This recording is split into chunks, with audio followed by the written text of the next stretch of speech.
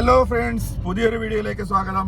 ഞങ്ങളങ്ങനെ തിരുനെൽവേലിയിലേക്ക് പോയിക്കൊണ്ടിരിക്കുകയാണ്. ഇപ്പോൾ നമ്മുടെ യാത്ര നവ കൈലാസം കാണാനാണ്. ഇപ്പൊ തമിഴ്നാട്ടിലുള്ളതാണ് നവ കൈലാസം എന്ന് പറഞ്ഞാൽ 9 കൈലാസങ്ങൾ.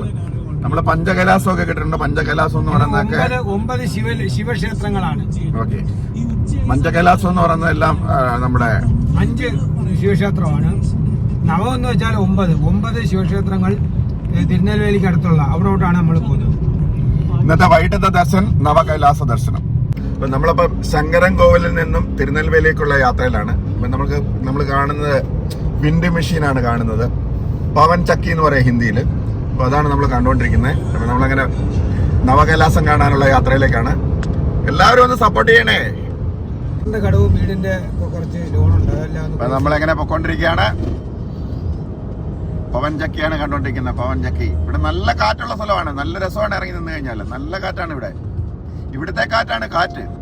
2 ലീഫിന്റെ കാറ്റാടി യന്ത്രം കണ്ടിട്ടുണ്ടോ? ഞാൻ ആദ്യമായിട്ട് കാണുവാണ്. നിങ്ങൾ ആരെങ്കിലും കണ്ടിട്ടുണ്ടെങ്കിൽ ഒന്ന് കമന്റ് ചെയ്യുക. ഞാനിപ്പോൾ തമിഴ്നാട്ടിൽ കൂടെ ഓടിക്കൊണ്ടിരിക്കുകയാണ്.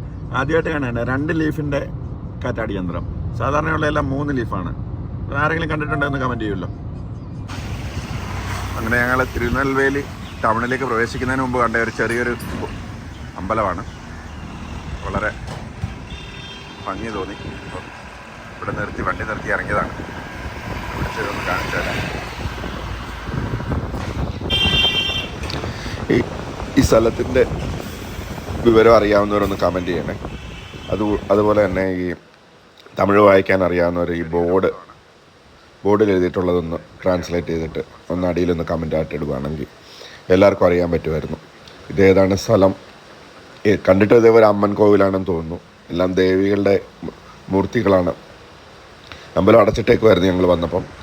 ഇതാണ് ബോർഡ്. അപ്പം നിങ്ങൾ അതിൻ്റെ ഒന്ന് ഡീറ്റെയിൽസ് ഒന്ന് പറയണേ. എന്താണിത് എന്ന് നമുക്കറിയുന്നില്ല. ഒന്ന് മനസ്സിലാക്കിയാൽ കൊള്ളായിരുന്നു. വലിയൊരു ആൽമരത്തിൻ്റെ ചുവട്ടിലാണ് ഈ അമ്പലം. നല്ല ആംബിയൻസാണ് ഇവിടെ. ഫോട്ടോഗ്രാഫിക്കും നല്ലൊരു സ്കോപ്പുണ്ട്. വളരെ കളർഫുള്ളാണ്. തമിഴ്നാട്ടിൽ ഇറങ്ങിക്കഴിഞ്ഞാൽ ഇതുപോലെ ഒത്തിരി അമ്പലങ്ങൾ കാണാൻ പറ്റും. എല്ലാം നല്ല കളർഫുള്ളാണ്.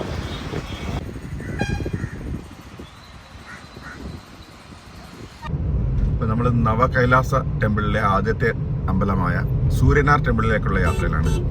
ഇത് നമ്മൾ ചെങ്കോട്ടയിൽ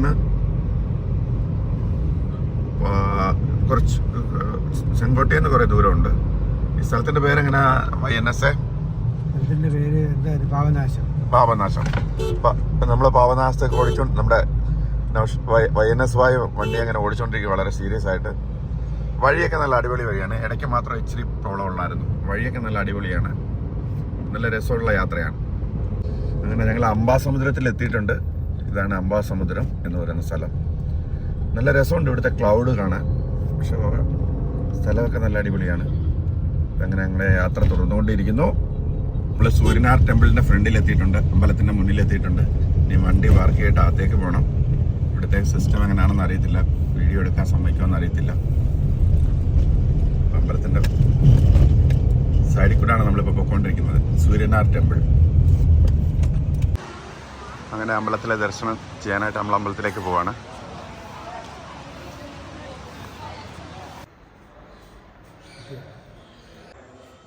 ഭഗവാന്റെ പല്ലക്കൊക്കെ ഇരിക്കുന്ന സ്ഥലമാണ്. നടരാജനുണ്ട്. ഇങ്ങനെ അമ്പലത്തിലെ ദർശനം കഴിഞ്ഞ് പുറത്തിറങ്ങി ആദ്യത്തെ കൈലാസം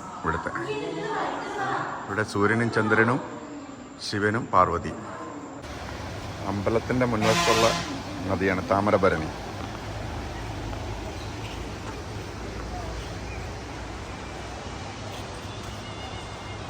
ഇതാണ് ആദ്യത്തെ കൈലാസമായ സൂര്യനാർ ടെമ്പിൾ.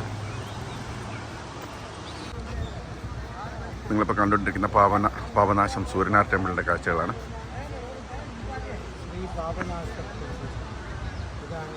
ആദ്യത്തെ കൈലാസത്തിൻ്റെ ദർശനം കഴിഞ്ഞു. ഇനി അടുത്ത സ്ഥലത്തേക്ക് പോവുകയാണ്. താമരഭരണി നദിയാണ് ഇത് കാണുന്നത്.